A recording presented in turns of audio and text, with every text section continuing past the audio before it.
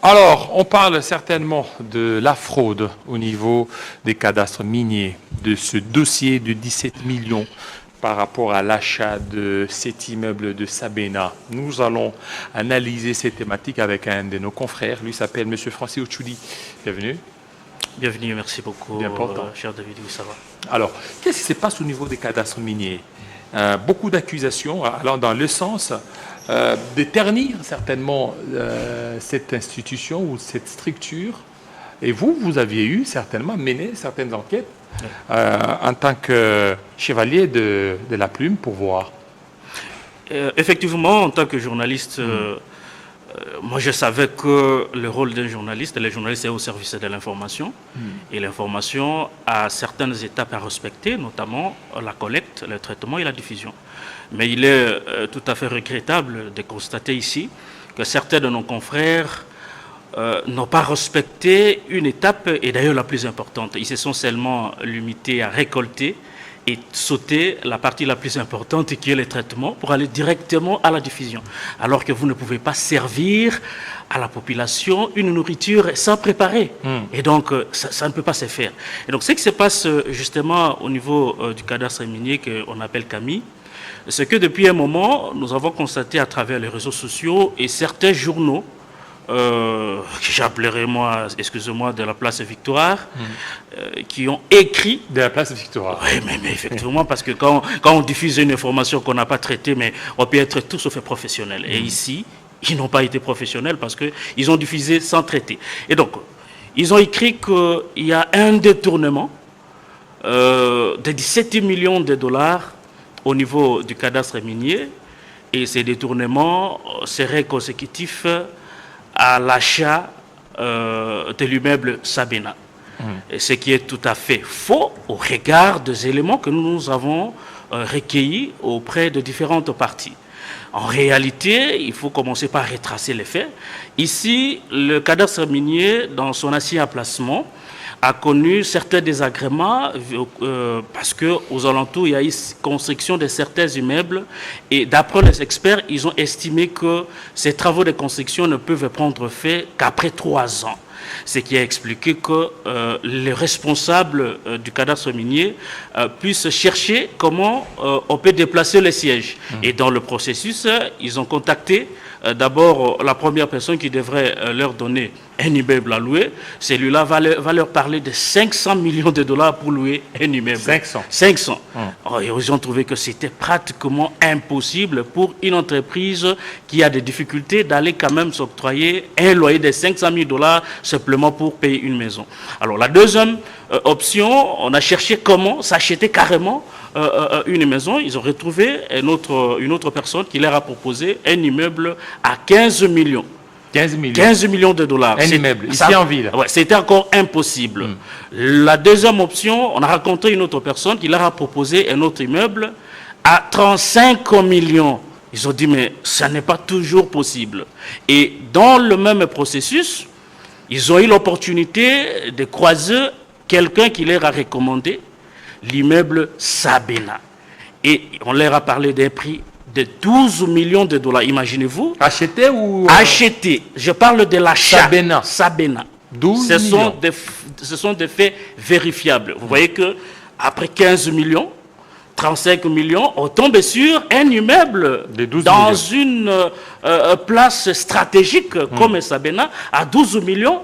L'entreprise, le responsable de l'entreprise ne pouvait que amorcer les démarches pour acquérir cet immeuble. Ce qui a été fait, ils sont tombés d'accord après les discussions bien évidemment, ils sont tombés d'accord autour de 7 millions quelque chose. Vous voyez un peu? Il faut rappeler ici que l'immeuble Sabena a censé à 2 entreprises. Il y a Sabena d'un côté et de l'autre côté Bruce Line. Vous voyez un peu? La discussion est engagée avec la première partie qui est Bruce Line et ceux-là ont accepté de vendre leur partie à 2 millions quelque chose. Vous voyez? Et la deuxième partie qui est Sabena, c'est autour de 5 millions. Ce sont des faits vérifiables, ce sont des gens qu'on peut aller vérifier auprès d'eux pour avoir la vraie information. Et donc ça donne un total autour de 5 millions quelque chose de dollars. Plus les 2 millions, ça fait 7 millions. Voilà. Et donc, pour donner l'argent, comme vous le savez peut-être, c'est ce que beaucoup de gens peut-être n'ont pas l'information, c'est que l'immeuble Sabena n'est pas géré par les Congolais, mais c'est géré par la Belgique. Et donc, pour donner l'argent, il a fallu que le responsable du cadastre minier puisse faire un déplacement. Le responsable, c'est le DG. Le DG. Faire le déplacement vers la Belgique pour finaliser, non pas, le processus d'acquisition. Alors, il arrive là-bas, on lui dit, non, mais comme c'est une entreprise qui achète, il faudrait qu'il y ait l'équipe de l'administration, du comité d'administration et certains responsables. Ils n'ont pas refusé parce que c'est dans la transparence la plus possible. Il a dépêché l'équipe et certains, même la présidence aussi, a envoyé ses représentants. Ils sont allés à Belgique et on leur a présenté un notaire. Et c'est ce notaire désigné par la Belgique qui a reçu l'argent dans son compte, question de venir faire le dispatching entre les deux entreprises qui composent l'immeuble Sabena. L'opération faite. On va remettre les documents de l'achat de l'immeuble Sabena entre les mains de l'ambassadeur de la République démocratique du Congo auprès de la Belgique. Et ce dernier, à son tour, va se mobiliser, faire le déplacement vers Kinshasa avec la mallette contenant les documents de l'achat de cet immeuble. Donc cette transparence, elle est vraiment importante. Et là, au regard de cette traçabilité, d'ailleurs j'ai même oublié de le rappeler au début, que pendant cette opération d'achat, il y a l'IGF qui a été associé à l'opération, le service de la présidence de la République associé à l'opération. Et lorsque les gens disent, parce que j'ai vu encore un article de la Place Victoire, quelqu'un s'est posé la question à l'intérieur pour dire, mais écoutez, pourquoi on doit s'acheter un immeuble pour Camire à la hauteur de 7 millions, 8 millions. Donc ce sont des genres de personnes qui préfèrent s'acheter des habits, paraître beau, chic devant les gens, mais ils dorment dans une bergerie. Vous voyez un peu? Parce qu'ils se posent la question, mais écoutez, mais pourquoi on doit s'acheter une maison? Donc à celui-là, on peut prêter attention et faire confiance. Je dis carrément non. Et donc ici, la procédure, le processus d'acquisition de l'immeuble Sabena a respecté toutes les normes possibles parce que même l'expertise de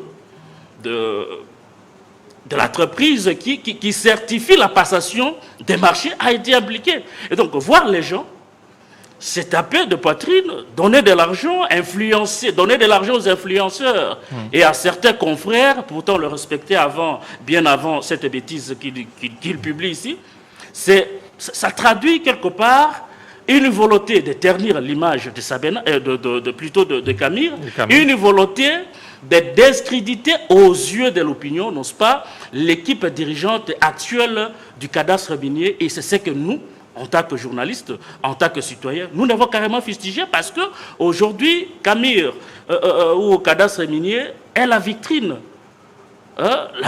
minière de la République démocratique du Congo, pourtant un pays réputé comme un pays riche en minerais. Et donc, aujourd'hui, si vous voulez avoir un partenaire qui vient investir son argent dans le secteur minier, il faut d'abord commencer par voir l'emplacement de cette grande entreprise. Mais les gens veulent seulement que, comme pendant les 18 ans de l'ancien directeur général, aujourd'hui nommé par la CMV3, je n'ai pas honte de le rappeler ici parce qu'il assume ses fonctions comme expert minier. Pendant 18 ans, il faut aller voir dans quelles conditions il a laissé l'entreprise. Et ceux qui sont là, d'après nos investigations, sont en train de faire en sorte que le cadastre minier puisse se doter, en tout cas dans chaque province, au moins d'un siège responsable et représentable. Chaque province. Dans chaque province. Aujourd'hui, on peut vous compter 5 provinces déjà. Alors, qu'est-ce qui a facilité aujourd'hui l'acquisition de cet immeuble Sabena? C'est pas facile. C'est pas facile. C'est pas facile. Vous allez tout bonnement et simplement vous avez cet immeuble. C'est pas parce que il y aurait aussi certaines implications politiques derrière. Alors ça, je ne sais pas le répondre, mais tout ce que je peux dire ici, c'est que je considère l'immeuble Sabena comme un bien mis à vente. Et que le mieux offrant, c'est celui qui sait bien négocier et peut l'acquérir. Et donc, je ne peux pas voir derrière tout de suite vous répondre qu'il y a eu une implication, une influence politique. D'autant plus que c'était bien qu'on a mis en vente et le mieux offrant a gagné le marché et il a récupéré. Et donc, et je ne peux pas vraiment vous garantir qu'il y aurait une main noire ou une influence politique. Je parle plutôt d'un bien qui a été mis en vente. Alors pourquoi si réellement il y a eu la traçabilité dans l'acquisition de cet immeuble, qu'est-ce qui a fait à ce qu'aujourd'hui qu'on puisse crier au détournement de cette colossale somme de 17 millions, alors que vous aviez dit qu'ils ont acheté ça à 7 millions. Oui, 7 millions, faut pas... 7 millions, d'en voir à peu près. Je ne pouvais pas oublier que pour le réfectionnement de l'immeuble, parce que la Belgique a donné un conseil aux responsables du cadastre minier de ne pas changer l'architecture, parce que le représentable, elle est vraiment bonne. Et c'est comme ça qu'ils ont respecté, ils ont opté pour le réfectionnement. Et dans le cadre de ces réfectionnements, je me rappelle bien, d'après les éléments que j'ai eu à récolter, c'est autour de 2 millions quelque chose. Réfectionnement. Oui. Ici, on parle d'un immeuble, on ne parle pas d'une chambre, d'une maison de 2 chambres, un salon et une salle de bain. On parle d'un immeuble plutôt qui a 7 niveaux. 7. Donc 7 niveaux. Donc si vous comptez les appartements d'un immeuble qui compte 7 niveaux, vous avez une idée. Dans un premier temps, de 12 millions, 12 millions, c'est arrivé au niveau de 7 millions. 7 millions, s'il faut réflexion, ça fera 9 millions. 9 millions. Et effectivement, est-ce que la valeur de l'immeuble et la valeur d'argent, ça correspond? Ah oui, mais il faut, c'est la question qu'on devrait peut-être poser au proprio. Mais ici, il a trouvé que c'était bénéfique qu'il puisse vendre son immeuble en termes de 7 millions quelque chose. Et le réfectionnement de 7 niveaux avec autant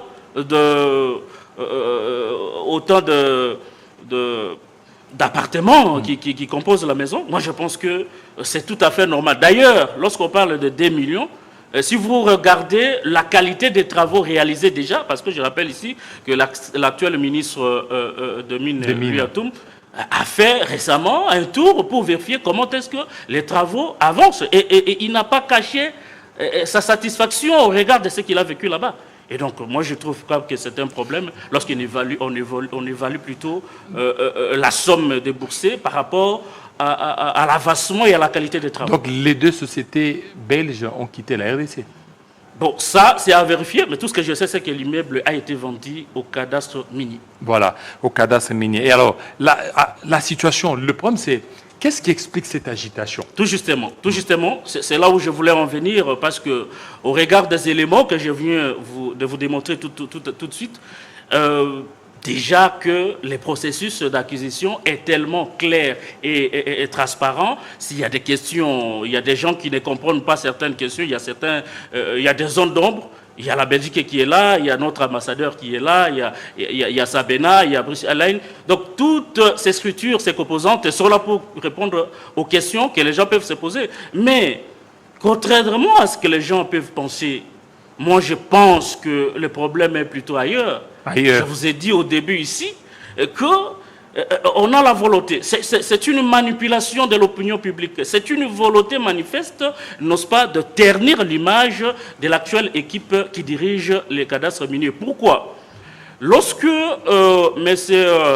Jean-Félix Moupane, qui était l'ancien directeur général, il a fait 18 ans. Il a fait 18 ans. Lorsqu'il a quitté, finalement, on a compris qu'il y a une équipe au sein des cadastres miniers qui collaborent de manière étroite. Donc, toutes les infos étaient à la merci de ce monsieur, aujourd'hui résident aux États-Unis et un membre actif du M23 au regard de sa nomination. J'ai une notification ici.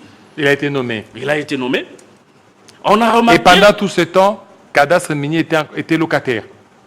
En tout cas, s'il faut aller voir l'emplacement, c'est une bergerie. Ce n'est pas digne de ce nom. Oui, mais c'était leurs propres locaux ou bien ils étaient ils étaient des locataires. Bon, d'après les infos que j'ai eues, ils n'étaient pas des locataires, mais c'est seulement ils n'ont pas construit. Ça n'a pas été bien réaménagé. Ils n'ont pas bien et maintenant, les effets des constructions, il faut bien comprendre que les alentours, les constructions qui entourent le siège mettaient en mal le fonctionnement de l'entreprise et il fallait déménager pour trouver un abri le temps que, pendant 3 ans, je vous ai rappelé ici, qu'il fallait prendre 3 ans de construction des immeubles aux alentours pour permettre à l'entreprise de revenir. Et ici, on a eu l'opportunité de s'acquérir un immeuble à la taille de l'immeuble Sabena. Alors maintenant, ça sera comment? Ici, oui, allez-y. Ici, pour peut-être vous permettre de me relancer, je voudrais simplement signaler ici que le problème étant ailleurs, on a découvert qu'à l'intérieur du système, il y a des gens qui étaient en étroite collaboration avec l'ancien directeur général du cadastre minier. Et le directeur actuel, M. Mabolio, a remarqué, et en tant que responsable de l'entreprise, en complicité avec l'équipe administrative, ils ont trouvé qu'il fallait permettre certains agents. C'est là où le malaise a commencé. Pourquoi? C'est parce que ces gens-là n'ont plus accès à certains secrets de l'entreprise.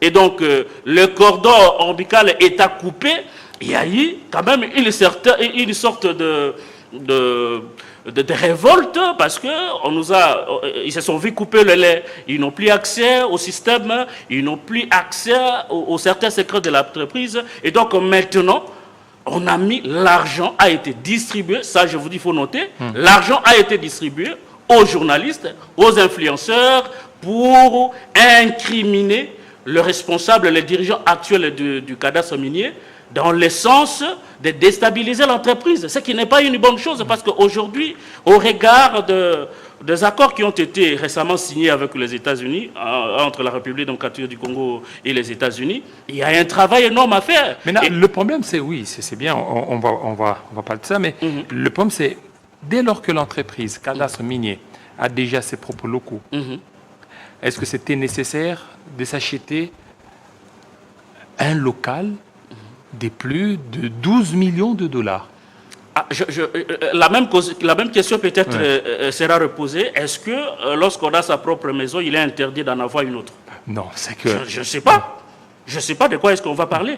Oui, mais ça, c'est pas parce qu'on a sa veste aujourd'hui qu'on peut s'empêcher d'avoir une autre veste. Ça, c'est un bien public. Mais surtout que c'est au regard. Oui, mais c'est un bien public. On n'a pas dit que c'est un bien privé. Mais au regard de malaise, au regard de l'environnement, ne permettra plus à l'entreprise de fonctionner dans la quiétude. Il n'y a pas de mal à ce qu'on se procure un immeuble et un autre, surtout à un prix qui séduit. Parce que le problème, c'est quoi? C'est que c'est l'imposant immeuble vous avez parlé des 7 niveaux. 7 niveaux, oui. Voilà, 7 niveaux. Et plus les immeubles actuels dont dispose cadastre minier, vous serez obligé encore d'engager, vous serez obligé aussi d'ajouter les personnels.